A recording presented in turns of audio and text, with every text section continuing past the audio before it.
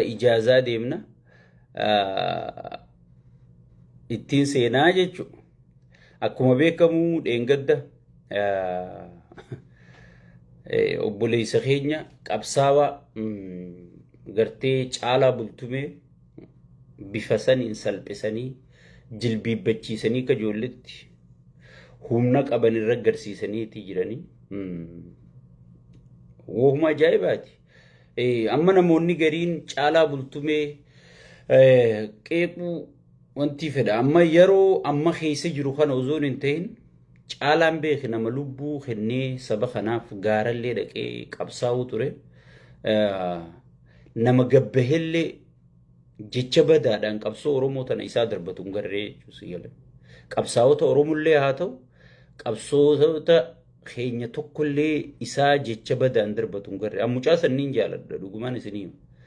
Caalaa san baay'een jaaladha baay'een kabaja. Amma akka gurbaa miilaan yaaduu keenya saahiba kiyya Fayyisaa sanfaatti Oromoo irratti gartee hayyoota Oromoo kanarratti waan hin taane isaa haasa'u hin garree jechuudha. Nama sabboona jechuun nama siyaasallee beeku nama dubbillee galtee fi garuu jarri humnarra laallate biyya san keessatti ilaalu waraanatti hin dubbatan Caalaa keenya. Biyya san biyya gartee shiftaan bulchuu anammoo waan takkaan siidhaamu. Keessattuu warri amantoota Oromoo kun muslimaas haa ta'u pheenxees haa ta'u wooma fedhee haa ta'u waan akka gartee waa gabbu'anii si eeganitti hadiisaa fi baayibila kanaas namatti himanii jechuudha. Amma waaqayyo irratti hirkadhu jeesissi jaalataa nama jiisis jaalatu namni jibbu hin jiru qawwee lafa kaayii jedhanii meeshaa kee lafa si kaayisisan. Jiisis si jaalataa dhugaadha. San isaa beekaa awwanniin akka ilma Oromoo tokko siidhaamu. Jiises akkuma si jaalatu tahee meeshaa kee lafan kaayin kanaa booda. Meeshaa kee akkanaa jettee lafan kaayin. Ta jiises nagomu godhiiti meeshaa kee lafan kaayin. Amantii tee waan feetetti amanuu abbaa feete hordofu mirga keeti. San keessa nan galchuun. Kanaa booda meeshaa kee lafan kaayin. Garuu warroottan dheengadda sabaaf sagalee ta'uu didee nama arrabsuudhaan akka Fayyisaa fa'aa fakkaatota isaa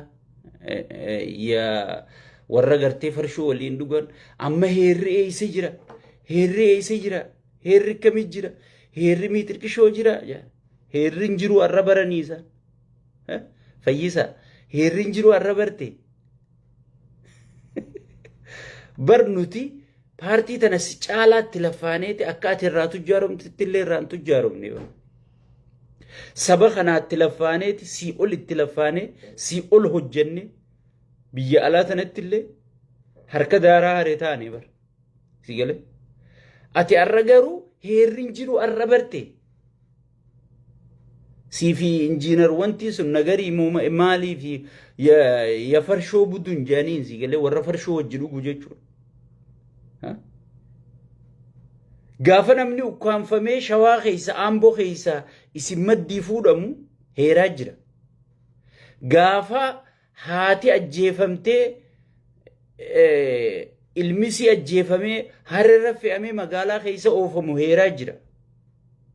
Si gale? Gaafa gartee seeraan ala koriidarii jedhanii seeraan ala mana namarraa diiganii si gale? Seeraan ala mana namarraa diiganii miskiina boochisanii warra fira keeysanii abbootii teeysan adeerran keeysa Tafarraa Laggasaa Miixirqishoo lakkaawigaa eessumman kee adaadaa ta'e gaafa seeraan ala Qaadireen dhiittee boochiftu gaafa Shaggarin masgiida rabbii diiganii muslima masgiida quraana masgiida keeysa gataran san heeraa jira gaafa san heerree haa kabajamu maan jinaa gaafa san heerree arra faarsitan kun amma osoo deemuu hudduu teeysan jala isin dhufnaane hadaraa seeraa si gale hadaraa maarree jechuu jirtanii isinittis dhufumaaf ta'a qabadhaa jecha kiyya kana daawwattoonni kiyya sirri qabadha. Namni Abiyyi deeggare, namni sheexaana kana deeggare dhumti isaa salphinuma. Qabadhuu naa taa'e. Wallaahi billaahi.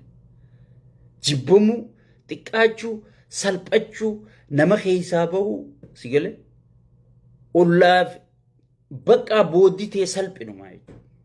Nama sheexaana deeggaree sheexaanaa wajji hojjetee milkaa'e takkaan garre. Ittuma dhufuu teessan tokko tokko.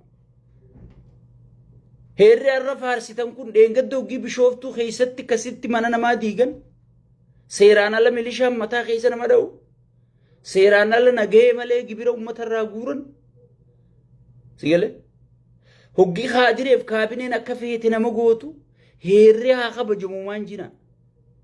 Arra caalaan farshoo hojjedhuu danda'amnaani heerri haa kabajamu. Heerri isinittis dhufumaaf ta'a. Ni tura malee.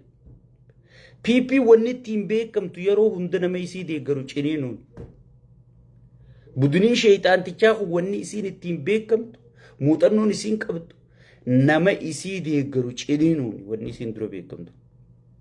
Isinuma dhufuu ta'a. Qabadhuu naa taa'e.